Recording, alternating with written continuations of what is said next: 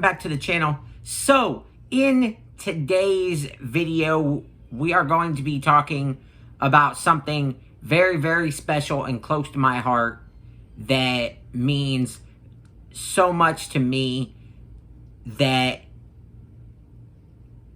on May 15th, we are going to be dropping this video. And this video is related to Tourette Syndrome Awareness Month. Now,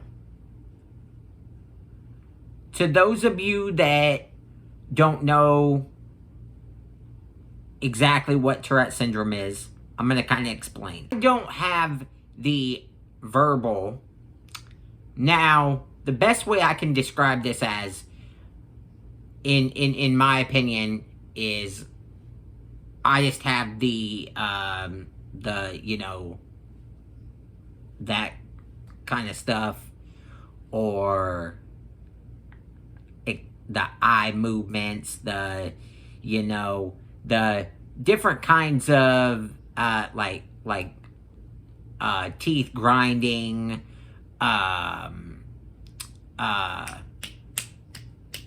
this, I mean, just different stuff like that, or handshaking, and now I want to get into what it's like. First of all,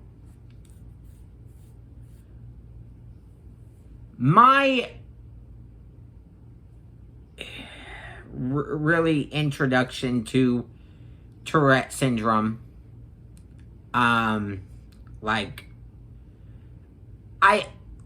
don't know a whole lot. I've never really tried to learn a whole lot, but over my periods of time, that I've grown up with it, I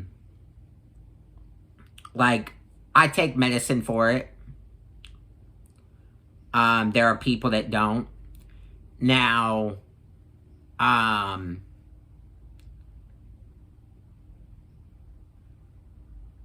think and I feel that there should be more of a community-based thing around this, where people are focusing on helping people with, specifically in my case. Now, I'm not gonna really talk about the other types of stuff that people go through. I'm gonna let them do the talking. I'm gonna show you some clips of stories and stuff that go along with this.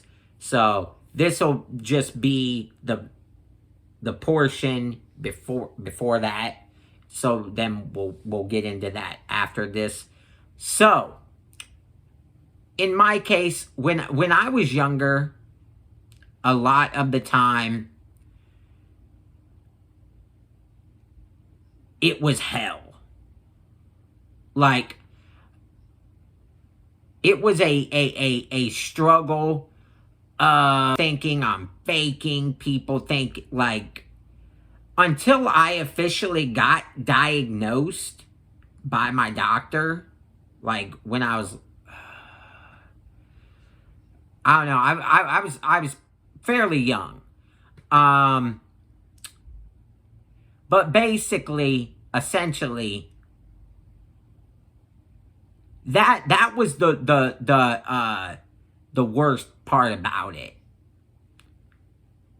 at first. And then it got extremely worse.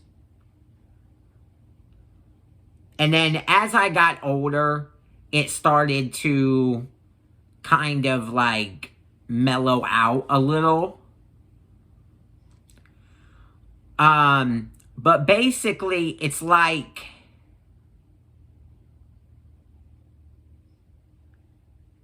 outer body experience of your body wanting you to do things that you don't want to do. So like, even if you even talking about it, even thinking about it, makes it happen. Like, and sometimes, like, I'll just, you know, do it like that, like, or like sometimes it'll happen on its own. Like, so sometimes it's me actually doing it, just to, like, to get the shakes out and all that shit. So, but there are those occasional times where, you know, it'll just happen. So even like talking about it, thinking about it, it could happen. Like, it's something that I've lived with since I was young, and it's something that I'm passionate about. That I, you know, think that personally. Now, as far as medicine goes, now the one thing I want to talk about is as far as like medicine. Now, certain medicines could work for certain people. Now, and it's like, it really, it kind of just varies from person to person. Like, not every person with Tourette syndrome takes medicine, but I do. Because personally, I think it helps me. I have people in my family, or like people who you know, aren't related to me, but they used to be family, who don't take medicine either, that have it.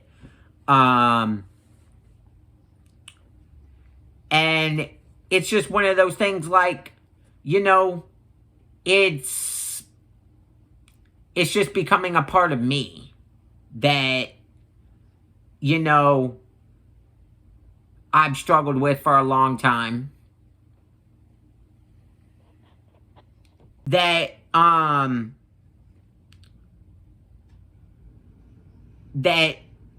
most of the time, it, like, for those of you who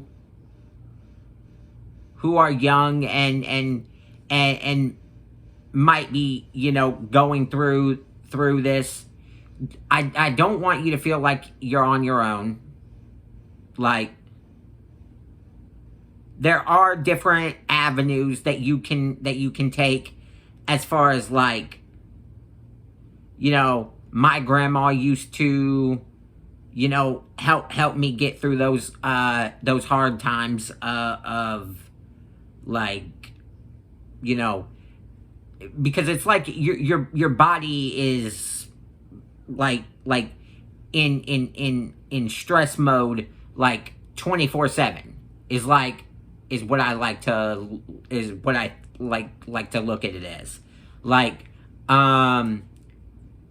so when you're putting yourself in stressful situations, like, you're going to intensify that.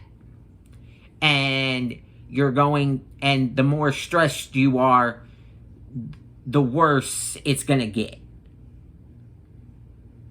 Situations is the best way to go. Like, not being in, like, if you're in a stressful environment, I would definitely recommend you take yourself out of that, like, right away, because that's only gonna increase what's going on with you medically. Now, this is just my personal opinion. Now, I'm no doctor. I'm no expert in this. but I'm just telling you, like, my experiences, and I just want to, talk to you guys in a way that I can show my awareness for this disease. And I want to thank you guys for if you stuck through this video, if you if you know anybody that is going through this, on the day we put this out, May 15th, just show some love to them. Like, even if you don't know, like, maybe pay attention and show that you actually care, and like, just be aware that it is out there. So I want to thank you guys very much. Let's get into the second part of this video. I'll catch you guys in the next one. Peace. Syndrome is characterized by recurrent involuntary movements or sounds called tics. Tics can be classified as simple or complex. Simple tics usually involve only one group of muscles and might consist of actions like eye blinking or throat clearing. Complex tics are more elaborate and might involve actions like reaching out to touch something or the involuntary use of obscene language, which is known as coprolalia. It's worth noting that coprolalia, while often associated with Tourette syndrome, is actually thought to occur in less than 20% of cases. The neuroscience of Tourette syndrome is still poorly understood, but a number of studies suggest an important role for a group of structures known as the basal ganglia, which includes the caudate, putamen, globus pallidus, substantia nigra, and subthalamic nucleus. The basal ganglia are involved in diverse brain functions, but they are especially relevant to Tourette syndrome for their hypothesized role in suppressing unwanted actions.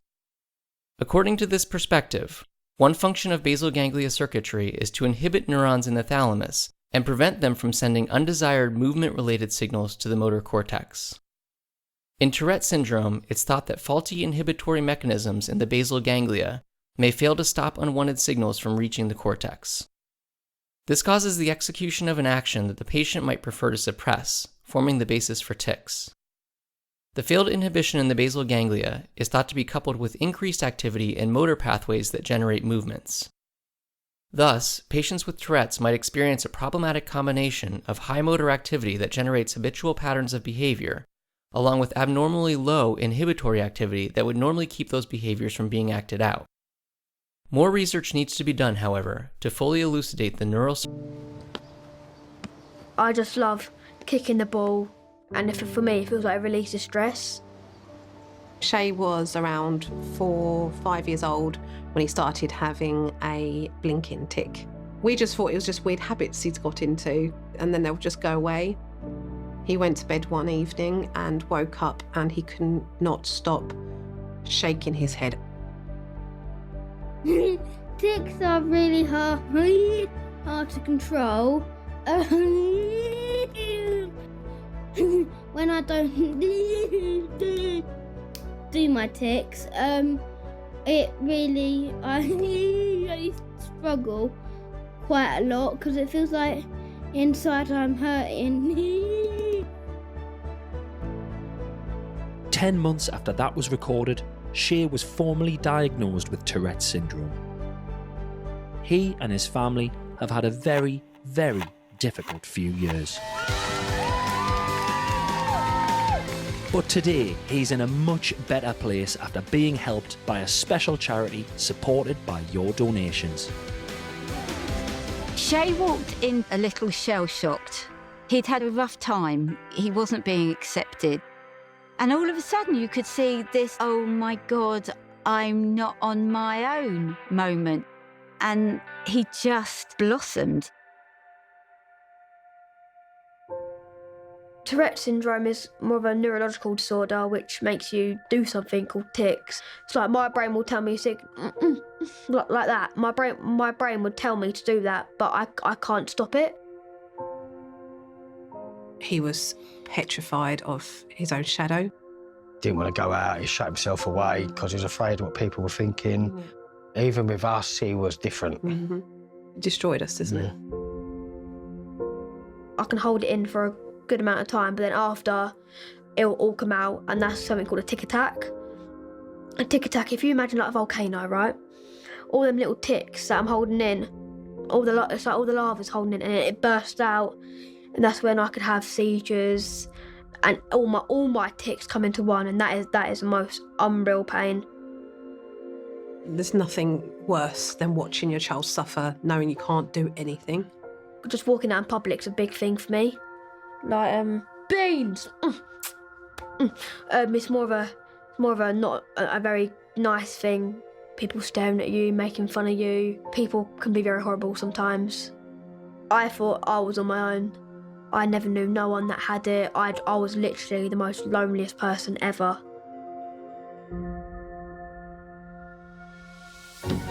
But he realised he wasn't alone, because thanks to your donations, Tourette's Action organised Tick Fest, a weekend of fun for children affected by Tourette's. Wow, it's just absolutely amazed me. They helped me so much. There were so many people like me. It wasn't lonely. All of us were together. You know when like you go in a hot tub, right, and you go, oh. It was like that feeling. Best thing ever, best thing ever.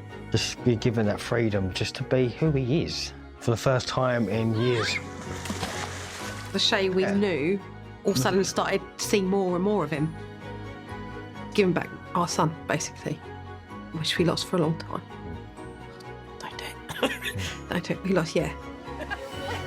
I've been a person that I weren't for such a long time. The moment when there, I was Shay again. Without Tick Fest, I feel I would not be in this position right now. I can just be free. Said that my personality is so weird and outgoing that my tics almost suit it. I've just never been self-conscious about my Tourette's. I'm very sure of who I am and I rock it. I feel like a lot of young people are so occupied with how other people perceive them. Nobody's really that concerned with that one pimple on your face or that bad haircut you got. And nobody's really that concerned about your tics either if you're living with Tourette's. Just own it. I mean, I think Tourette's is pretty cool. I have a lot of motor tics and some vocal tics. When I first got my diagnosis, I thought that going to school was gonna be such an ordeal. I thought I'd be ostracized and made fun of. But surprisingly, the kids in my school have just been so accepting about it. It's gotten to the point where people in my class are like, we wish you would tic more. It lightens the mood. Once people are educated, they realize it's not such a big deal. If you don't have Tourette's, I challenge you to stand up to people who are making insensitive, ignorant jokes about Tourette's. But if you do have Tourette's, I challenge you to spread more awareness so that we can slowly get rid of those insensitive jokes and tell people what Tourette syndrome is really about. Mornings, lead national correspondent David Begnaud is going to introduce us to a man named Craig Elgin. So tick-tock through all of your tics for me.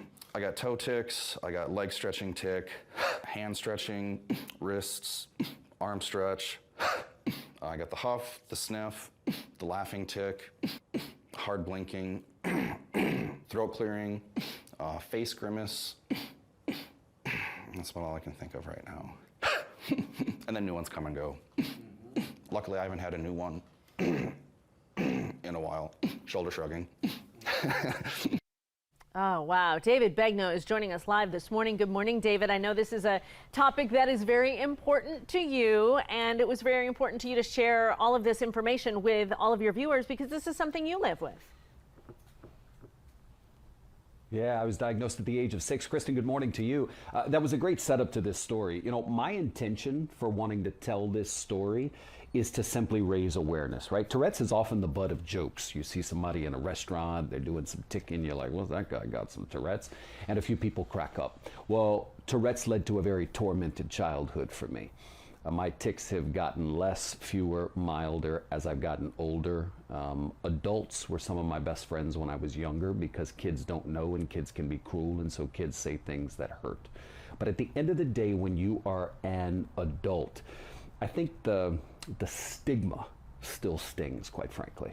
And that's what I wanted to do. I wanted to lessen that for people, and that's what I think this story is going to do. We profiled 3 people. The police officer you just met, Craig Elgin, the local TV reporter in Minneapolis who reached out to me and said, David, when I found out you had Tourette's and you spoke publicly about it, my mom told me she always thought I had it, so I went to the doctor and I got diagnosed too. And then I'm going to tell you about an accountant in Houston, Texas who had it so bad that he had to have a device implanted in his brain, and it changed his life for the better. You know, it's so interesting that you say that about your childhood and your experiences and kids and how mean kids can be. That was my first introduction with Tourette's, was kids making fun of it. And so how did you get to the point where not only did you get to a sort of a good place with it or a manageable place with it, but then you also chose a career that puts you very publicly in people's living rooms? I built a really thick skin, and I don't know that I ever got away from the ridicule. Listen, as people become adults, they just become more mature. I remember it was so bad in 5th grade that it was unsustainable, and the guidance counselor called together every kid in the 5th grade, and they basically had a conversation with all the 5th graders about David's Tourette's. Just hearing myself say it back is kind of embarrassing. As a kid, I wasn't embarrassed. I was thankful that they did it. I felt like I was being rescued. But I will say this, as an adult, what I say to young people who I talk to is, hey, look at me. I'm the lead national correspondent for CBS News, and I got Tourette's, and I am open about it. And if I can do this, you can do whatever the hell you want to do. It's not a life-threatening condition in most circumstances. There is medication, but a lot of times it doesn't work perfectly. The side effects can be even worse, so some people decide not to take it. I'm not on medication. And what I have done, Kristen, is I've leaned into what makes me different. I ran away from it for so many years. Now I lean into it. And it works better for me doing it that way. I love that so much, and that's really a life lesson on so many things. David, I have to tell you though, until you started talking about it, I would have had no idea that you live with Tourette's. How are you able to manage it and do the job? I would have had no clue. Well, they've gotten worse within the last few years. I have eye tics, eye blinking, I have a neck tic, I have a tongue tic that's really humiliating. And I have this one tic that really embarrasses me. I dart my eyes from left to right sometimes when I'm interviewing people, and when I see it back on the camera, I think, what must that person have thought when I was doing that? So it used to be to where when the red light went on, I never did it. Stress induces it. Just talking about it, quite frankly, will make me tick. But you know what? That's my thing. That's what I got. And everybody's got something. And so I just want to take what I got and use it to raise awareness, lessen the stigma for other people, and let other people see me and say, hey, I'm not a freak show. Look at David. Because if this little David would have seen somebody like me on television when I was 6 years old, it'd have blown my mind. You are absolutely changing people's lives just by talking about it. We cannot wait for the story to air tomorrow morning on CBS Mornings. You know we're watching every single morning from our little office back here in Charlotte. Thank you, my friend. And we're also watching you when you are on The Talk, and that is a lot of fun. Myself, spend a couple days with nobody else, holding in my breath just to see if I can find you in my dreams. Oh, I'm getting tired.